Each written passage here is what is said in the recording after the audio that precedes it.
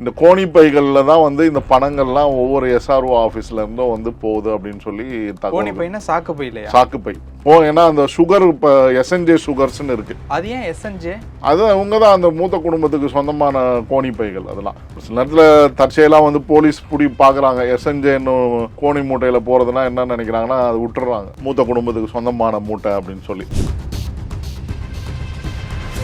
மூட்டையில் எப்படியும் ஒரு ஷேர் கொடுத்துருவாங்க. 10 லட்ச ரூபா கலெக்ஷன் ஆகுதுன்னா 5 லட்ச ரூபா அவங்களுக்கு போயிடும், கமிஷன் மாதிரி போயிடும். அது மூத்த குடும்பத்தினுடைய மருமகன், தம்பி உதயநிதி இவங்களுக்கெல்லாம் வந்து அந்த இது அவங்க ஆஃபீஸ்க்கு தான் போகுது அப்படின்னு சொல்கிறாங்க. ரெட் ஜெயண்ட் ஆஃபீஸ்னே ஒரு சிலர் சொல்கிறாங்க. ரெட் ஜெயண்ட் ஆஃபீஸ்க்கு டைரெக்டாக போயிடுது மூட்டைகள். தமிழ்நாடு ஃபுல்லாக குறைஞ்சது எப்படியும் 300 எஸ்ஆர்ஓ ஆஃபீஸில், சப் ரிஜிஸ்டர் ஆஃபீஸில் பத்திரப்பதிவு, போலி பத்திரப்பதிவில் வில்லங்கமாக இருக்கக்கூடிய இதில் வந்து பார்த்தீங்கன்னா என்ன பண்ணுறாங்கன்னா போலி பினாமி பேரில் வந்து பத்திரப்பதிவுலாம் பண்ணி அங்கே இருக்கக்கூடிய மீதி இருக்கக்கூடிய ஒத்து வராத பார்ட்டிகளுக்கு நெருக்கடியை கொடுக்குறது. இதெல்லாம் ஃபுல்லாக செட்டிங், மூத்த குடும்பத்தினுடைய பூரா ஒப்புதலோட இந்த செட்டிங் பண்ணி தான் இதெல்லாம் நடக்குது. அதில் ஒவ்வொரு பத்திரப்பதிவு துறையிலையும் வந்து பார்த்தீங்கன்னா பி மூர்த்தி, மாறன் அப்படின்ற மணிமாறன்றவர் தான் வந்து கம்மி விலைக்கு வாங்குறதோ, இன்னொரு பார்ட்டிக்கிட்ட இருந்து ஷேரை முடக்கி வாங்குறதோ இப்படிலாம் பண்ணிட்டு அங்கேயும் வந்து பத்திரப்பதிவில் வந்து லஞ்சம் வாங்கிறாங்க. ஒரு நாளைக்கு எவ்வளோ கலெக்ஷன்? ஆவரேஜா சார் குறைஞ்சது வந்து ஒரு 5 லட்சம் ரூபாய் வந்து ஒரு கலெக்ஷன் ஆகும். குறைஞ்சது ஒரு ஆஃபீஸுக்கு அதிகப்படியாக வந்து 10 லட்சம் ரூபாய் கலெக்ஷன் ஆகும். இந்த பணங்கள் எல்லாமே வந்து குறைஞ்சது நீங்க 250 எஸ்ஆர்ஓ ஆஃபீஸ் கணக்கு எடுத்துக்கோங்களேன். 200ன்னு எடுத்துக்கோமே, என்ன கணக்கு வருது? 25 கோடி கிட்ட ஒரு பெர் டே. இதே முகூர்த்த நாள்லாம் இன்னும் பீக்கு. அது இல்லாமல் இன்னொரு விஷயம் இருக்கு, ஞாயிற்றுக்கிழமைல ஸ்பெஷல் டோக்கன் கொடுத்து ரிஜிஸ்ட்ரேஷன்லாம் நடக்குது.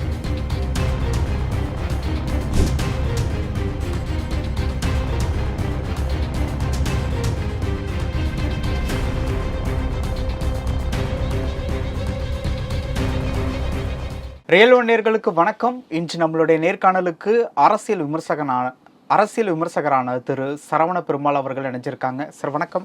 வணக்கம் சார், இப்போ திமுகவில் மதுரையினுடைய பொறுப்பு அமைச்சராக இருக்கக்கூடிய பி மூர்த்தி பெரிய லெவலில் அங்கே இருக்கக்கூடிய ரெஜிஸ்ட்ரேஷன் ரிலேட்டபிளான விஷயங்களில் ஒரு விஷயம் பண்ணிட்டு இருக்கிறதா, அதாவது பின்புறம் செய்திகள், அதாவது வந்து ஸ்ட்ரெயிட்டாக வரக்கூடிய செய்திகள் இல்லாமல் இன்சைடில் வரக்கூடிய ஒரு செய்திகள் மூலியமாக கேள்விப்பட முடியுது. எந்த அளவுக்கு இந்த செய்தி உண்மை இல்லை அரசியல் வதந்திகளா? அதாவது வந்து பார்த்தீங்கன்னா இந்த பத்திரப்பதிவு இதில் 2-3 விஷயம் இருக்குது. இப்போ வந்து பல பேருக்கு திமுகவில் இருக்கவங்களுக்கு ஆட்சிக்கு வருவோமா அப்படின்னு ஒரு சந்தேகம் வந்துடுச்சு.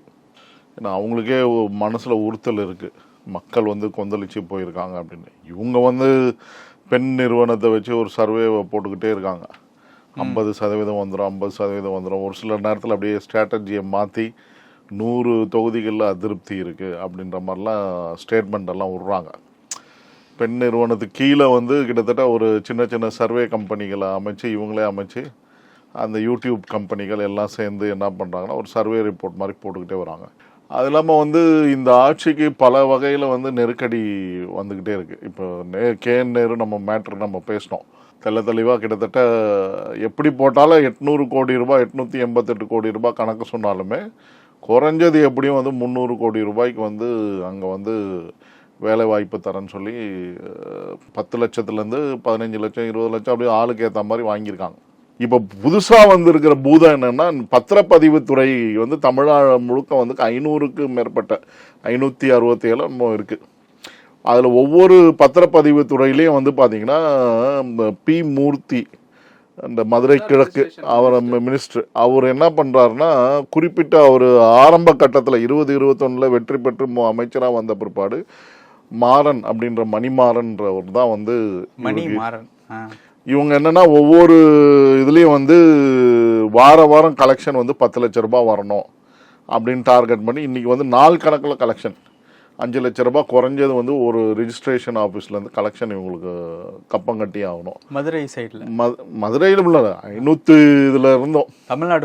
தமிழ்நாடு ஃபுல்லாக குறைஞ்சது எப்படியும் 300 எஸ்ஆர்ஓ ஆஃபீஸில், சப் ரிஜிஸ்டர் ஆஃபீஸில் பத்திரப்பதிவு, போலி பத்திரப்பதிவில் வில்லங்கமாக இருக்கக்கூடிய இதில் வந்து பார்த்தீங்கன்னா என்ன பண்ணுறாங்கன்னா இப்போ வந்து ஒரு லீகல் ஏரர் இருக்கிற இதில் வந்து ஒரு 3 ஷேர் 4 ஷேர் 5 ஷேர் வருதுன்னா யாரையோ ஒரு 2-3 ஷேரை வந்து பேசி கீசி அங்கே இடத்த மடக்கி அங்கே ஆளுங்களை அவங்க ஆளுங்களே செட் பண்ணி அந்த இடத்த வந்து வேற ஒரு பார்ட்டி மூலிமா இப்படி பண்ணி அந்த லாயர் லாபியை வச்சுக்கிட்டு இவங்க என்ன பண்ணுறாங்கன்னா இந்த மாதிரி போலி பத்திரப்பதிவு, அதாவது என்ன பண்ணுறதுன்னா பத்திரப்பதிவு இன்னொரு பார்ட்டி பத்திரம் பதிவு விடாமல் பண்ணுறது அன்டிவைடட் ஷேரை. உடனே என்ன பண்ணுறதுன்னா இவங்களே வந்து இன்னொரு டீமை செட் பண்ணி லாயர் டீமை செட் பண்ணி போலி அதான் பினாமி பேரில் வந்து பத்திரப்பதிவுலாம் பண்ணி அங்கே இருக்கக்கூடிய மீதி இருக்கக்கூடிய ஒத்து வராத பார்ட்டிகளுக்கு நெருக்கடியை கொடுக்குறது, கம்மி விலைக்கு இது பண்ணுறது. இவங்களே வந்து போலி என்ன பண்ணுறாங்கன்னா இந்த நாங்கள் டிஸ்பியூட்லாம் சால்வ் பண்ணிட்டோன்னு ஒரு லெட்டரை கொடுக்குறாங்க. இது ஒரு ஒரு உதாரணமாக நான் சொல்கிறேன். இந்த மாதிரி வந்து இவங்களே கேம் விளாட்றாங்க.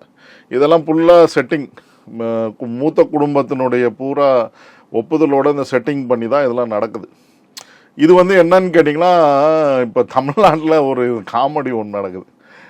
எஸ்என்ஜே கோணி பைகள் அங்கங்கே கிடைக்குது. எஸ்என்ஜே கோணி பைகள். இந்த கோணி பைகளில் தான் வந்து இந்த பணங்கள்லாம் ஒவ்வொரு எஸ்ஆர்ஓ ஆஃபீஸ்ல இருந்தும் வந்து போகுது அப்படின்னு சொல்லி கோணி பைனா சாக்கு பை இல்லையா? சாக்கு பை. ஏன்னா அந்த சுகர் இப்போ எஸ்என்ஜே சுகர்ஸ்ன்னு இருக்கு. அது ஏன் எஸ்என்ஜே? அது அவங்க தான் அந்த மூத்த குடும்பத்துக்கு சொந்தமான கோணி பைகள். அதெல்லாம் எஸ்என்ஜேன்றது பியர், இந்த டாஸ்மாக் இது சுகர் உற்பத்தி இதெல்லாம் பண்றாங்க. யார் அதோட ஓனர்? யார் ஓனரு? எஸ்என் ஜெயமுருகன்றவர். ஓகே. கலைஞர்னுடைய அந்த காலத்தில் வந்து ஒளிவிளக்கு அப்படின்ற 2-3 படம்லாம் எடுத்தார். நீங்க கூட உங்களுக்கு தெரிஞ்சிருக்கோம். அப்படி வந்தவர் தான் அந்த ஜெயமுருகன். அந்த கோணி பையில தான் இந்த கலெக்ஷன் ஆகிற மணியெல்லாம் போகுது அப்படின்னு சொல்லி சொல்றாங்க. எஸ்என்ஜேன்னு அவங்க என்ன நினைக்கிறாங்க, அதில் ஏதோ சக்கரை மூட்டை இருக்கும் போல இருக்கு, சக்கரை மூட்டைன்னு நினச்சிட்டு அங்கங்கே ஒரு சில நேரத்தில் தற்செயலாக வந்து போலீஸ் பிடி பார்க்குறாங்க. எஸ்என்ஜேன்னு கோணி மூட்டையில் போகிறதுனா என்ன நினைக்கிறாங்கன்னா அது விட்டுறாங்க, மூத்த குடும்பத்துக்கு சொந்தமான மூட்டை அப்படின்னு சொல்லி. ஸோ இந்த மாதிரி தான் கலெக்ஷன் போகுது. இது வந்து பார்த்தீங்கன்னா ஒரு 567 சப் ரிஜிஸ்டார் ஆஃபீஸர் மணிமாறன் மட்டும் இல்லை, இப்போ வந்து இன்னொருத்தர் வந்து பக்கிரிசாமியா பெரியசாமின்னு ஒருத்தர், அவர் ஒரு பெரியசாமியா மூர்த்திக்கு சொந்தமான ஏஜென்ட்டுகள். இவங்கெல்லாம் மூத்த குடும்பத்துக்கும் மூர்த்திக்கும் சப் ரிஜிஸ்ட்ரார் ஆஃபீஸுக்கும் கோஆர்டினேட் பண்ணுறாங்க. இவங்க எல்லாமே கோஆர்டினேட் பண்ணி கலெக்ஷன் எவ்வளோ வருது, எத்தனை மூட்டைகள் வருது அப்படின்றத கணக்கு பண்ணி இந்த மாதிரி போலியான பத்திர இதெல்லாம் கொடுத்து இந்த மாதிரி எங்கெங்கெல்லாம் பிரச்சனைக்குரிய இடங்களோ அதுக்கு ஒரு ஏஜென்ட்டுங்களை வச்சுருக்காங்க. அவங்க வந்து ரியல் எஸ்டேட் வியாபாரிகள்னு சொல்லிட்டு பழைய கட்சி அனுதாபிகள் இல்லைன்னா லோக்கலாக இருக்கக்கூடிய கவுன்சிலர்களுடைய அண்ணனாக இருப்பாங்க, தம்பியாக இருப்பாங்க. இவங்கள வச்சு ஒரு கேம் விளாட்றாங்க. விளையாடி அதை மடக்கி இது பண்ணி அதை வந்து கம்மி விலைக்கு வாங்குறதோ இன்னொரு பார்ட்டிக்கிட்ட இருந்து ஷேரை முடக்கி வாங்குறதோ இப்படிலாம் பண்ணிட்டு அங்கேயும் வந்து பத்திரப்பதிவில் வந்து லஞ்சம் வாங்கிறாங்க. ஒரு நாளைக்கு எவ்வளோ கலெக்ஷன் ஆவரேஜா சார்? குறைஞ்சது வந்து ஒரு 5 லட்சம் ரூபாய் வந்து ஒரு கலெக்ஷன் ஆகுது குறைஞ்சது ஒரு ஆஃபீஸுக்கு. அதிகப்படியா வந்து 10 லட்சம் ரூபாய் கலெக்ஷன் ஆகுது. ஓவரால் தமிழ்நாடு கணக்கு போட்டு பாத்துக்கோங்களேன். நீங்களே இந்த பணங்கள் எல்லாமே வந்து குறைஞ்சது நீங்க 250 எஸ்ஆர்ஓ ஆஃபீஸ் கணக்கு எடுத்துக்கோங்களேன், 200ன்னு எடுத்துக்கோமே, என்ன கணக்கு வருது? 25 கோடி கிட்ட ஒரு பெர் டே. இதே முகூர்த்த நாள்லாம் இன்னும் பீக்கு. அது இல்லாமல் இன்னொரு விஷயம் இருக்கு, ஞாயிற்றுக்கிழமைல ஸ்பெஷல் டோக்கன் கொடுத்து ரிஜிஸ்ட்ரேஷன்லாம் நடக்குது. ஞாயிற்றுக்கிழமை ஒர்க் பண்ணுறாங்க. ஆமாம், ரிஜிஸ்ட்ரேஷன் ஆஃபீஸில் நீங்கள் வந்து இப்போ புதுசாக இப்போ ரியல் எஸ்டேட் வந்து பார்த்தீங்கன்னா இவங்க வந்ததுக்கு அப்புறமே அதிமுக ஆட்சியில் ரொம்ப ரெஸ்ட்ரிக்ஷன் இருக்கும். ஏன்னா வந்து குறிப்பிட்ட டோக்கனு லிமிட்டட் தான் அது. ஏன்னா ரொம்ப செக் பண்ணி தான் டாக்குமெண்ட்லாம் இப்போல்லாம் டாக்குமெண்ட் வெரிஃபிகேஷன்லாம் கிடையாது. ஏதாவது ஒன்று பண்ணி ரிஜிஸ்ட்ரேஷன் பண்ணி அனுப்பிச்சிடணும், அவ்வளோதான். இந்த மாதிரியான விஷயங்கள்லாம் நடக்குது, புரியுதுங்களா? நீங்கள் அங்கே போயிட்டு ஒரு ரிஜிஸ்டர் பண்ணக்கூடாதுன்னு ஒரு மனுவை கொடுத்தா அந்த மனுவை தூக்கி கடப்பில் தூக்கி போட்டு வேற எவனா வச்சு பார்ட்டி வச்சு ரிஜிஸ்ட்ரேட் பண்ணுறதுக்கு இந்த மாதிரியான, அதாவது அஃபிஷியலாக நடக்கக்கூடிய அட்மினிஸ்ட்ரேட்டிவ் ஒர்க்கில் குளறுபடிகளை பண்ணி ரிஜிஸ்ட்ரேஷனை பண்ணுறது, இப்படியெல்லாம் பண்ணுறாங்க. இப்போ மூத்த குடும்பத்தை சார்ந்த ஒரு ரியல் எஸ்டேட் கம்பெனிக்கு ஒரு பெரிய இடம் வந்து பணப்பட்டுவாடை ஆகலை அந்த ஓனருக்கு அப்படின்னு சொல்லி அது கிடப்பில் போட்டு வச்சுருக்கிறாங்க. போர்டெல்லாம் ப்ராப்பர்லாம் ஹைவே நேஷ்னல் ஹைவேல இருக்குது அந்த ப்ராப்பர்ட்டி, கமர்ஷியல் ப்ராப்பர்ட்டின்னு சொல்லி. எந்த ஏரியா? மாதவரத்தில். ஸோ இது வந்து அப்படியே கிடப்பில் கிடக்குது அந்த ப்ராப்பர்ட்டி. இந்த மாதிரி இதெல்லாம் வந்து பார்த்திங்கன்னா பல கோடி ரூபாய்கள். நீங்கள் வந்து இந்த 800 கோடி ரூபாய் ஊழல்னு சொல்லி இவரை சொல்கிறாங்க. எனக்கு தெரிஞ்சு இடி வந்து என்ன பண்ணணும்னா உண்மையிலேயே பி மூர்த்தியை பிடிச்சாங்கன்னா இன்னும் பெரிய மூட்டையாக சிக்கும். எப்படி ஜெகத் ரக்ஷகனுடைய ஹாஸ்பிட்டல்லேருந்து பணத்தை பிடிச்சாங்களோ அந்த மாதிரி வந்து பிணவரையிலேருந்து பிடிச்சாங்களோ இவங்க எங்கே சுடுகாட்டில் போய் புதைச்சி வச்சுருப்பாங்கன்னு நினைக்கிறேன். அங்கே தோண்டி எடுத்தால் எல்லாம் வந்துடும் போலது. அந்த கணக்காக இவங்க வந்து மூட்டையாக நீங்கள் கணக்கு போட்டு பாருங்கள் சார். மக்களே நான் சொல்கிறது வந்து நிஜம், இதுதான் நடந்து கொண்டு இருக்குது பத்திரப்பதிவு துறையில் இந்த 3 பேர். அது இல்லாமல் இப்போ ஒரு கலைச்செல்வன் ஒருத்தர், இன்னொரு ஆளையும் சேர்த்துருக்காங்க இந்த இதெல்லாம் மானிட்டர் பண்ணுறதுக்கு. ஒருத்தர் பக்கிரிசாமி ஏதோ பெரியசாமின்னு ஒருத்தர், இவர் மணிமாறன், அப்புறம் வந்து மாறன்ற மணிமாறன், அப்புறம் வந்து கலைச்செல்வன். அவர் ஏதோ கலைராஜன் அப்படின்ற பழைய அதிமுக எம்எல்ஏக்கு வந்து நெருக்கமான தொடர்பு உடையவர் அப்படின்னு சொல்லி சொல்கிறாங்க. ஸோ இந்த மாதிரியான விஷயம்தான் வந்து இப்போ நடந்து கொண்டு இருக்குது. இது பெரிய பூதம். இன்றைக்கி வந்து யாருமே கண்டுகொள்ளாத ஒரு பூதம். நம்ம இன்றைக்கி அதை பற்றி பேசிகிட்டு இருக்கோம். இது வந்து ஒரு பரபரப்பான விஷயம். எலெக்ஷன் நெருங்க இவங்க என்ன பண்ணுறாங்கன்னா நான் அதான் பல தடவை உங்களுக்கு சொல்லியிருக்கேன். 2006 11 வரைக்கும் எப்படியெல்லாம் பத்திரப்பதிவு நிலத்தை கையாளு பண்ணுறது அதெல்லாம் பண்ணாங்களோ அது மாதிரி இன்னொரு ஸ்டைலில் இவங்க பண்ணிகிட்டு இருக்காங்க. மூத்த குடும்பத்துக்கு இந்த மூட்டையெல்லாம் போயிடுது. மூட்டையில் எப்படியும் ஒரு ஷேர் கொடுத்துருவாங்க. 10 லட்ச ரூபா கலெக்ஷன் ஆகுதுன்னா 5 லட்ச ரூபா அவங்களுக்கு போயிடும். கமிஷன் மாதிரி போயிடும்.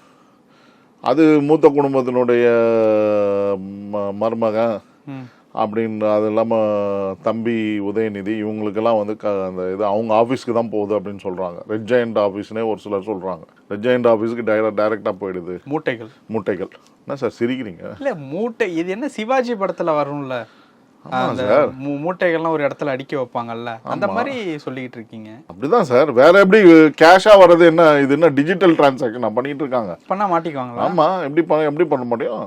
டிஜிட்டல் டிரான்சாக்ஷன் இருந்தா எப்படி மூட்டை இல்லாம இருக்கும்? இல்ல வேற ஏதாவது டெக்னிக் வச்சிருக்காங்களா? நீங்க சொல்றத பார்த்தா எனக்கு இன்னொரு ரூட் ஏதாவது வச்சிருக்காங்களா அப்படின்னு நினைக்க தோணுது. இப்படிதான் நடக்குது. மேபி இதை இன்னும் வந்து சீக்கிரஸியா வேற மாதிரி கூட ரியல் எஸ்டேட் ஆஃபீஸ் நடத்துகிறவங்க, திமுக உடன்பிறப்புகளோட தொடர்பில் இருக்க ரியல் எஸ்டேட்டு முதலைகள் இவங்கெல்லாம் இருக்காங்க. இவங்களுக்கு இதே வேலை தான்.